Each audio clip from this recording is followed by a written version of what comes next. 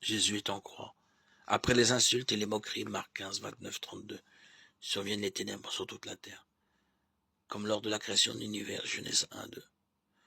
Le royaume est une nouvelle création, Apocalypse 21, 5, dont l'avènement passe par l'ultime épreuve de la fidélité de Jésus à Dieu, épreuve de l'abandon, tentation, de la désespérance. Un mot indique l'espérance de Jésus. Mon Dieu, lama sabachthani. Pourquoi m'as-tu abandonné?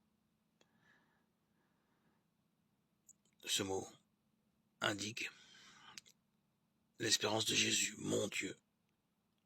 Il exprime le lien d'amour qui continue à l'unir à son Dieu malgré tout. Pour les Juifs qui ne voient pas venir Élie, l'affaire est close, les apôtres sont absents, les disciples juifs qui ont reconnu qu'il est le Messie n'admettent pas encore qu'il est le Fils de Dieu.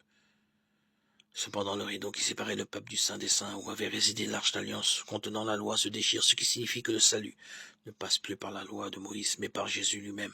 Hébreux 10, 19, 20.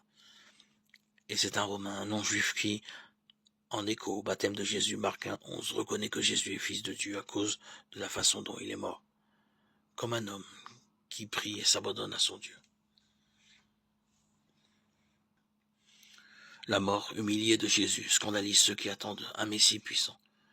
Leur déception les empêche d'être attentifs aux signes que Dieu donne alors qu'une nouvelle création est en train de commencer. Quel regard est-ce que je porte sur le Christ en croix? En quoi la mort du Christ nous concerne-t-elle aujourd'hui? Comment est-ce que retentit dans nos vies, dans nos familles et dans nos communautés cette promesse de Dieu? Voici que je fais toutes choses nouvelles.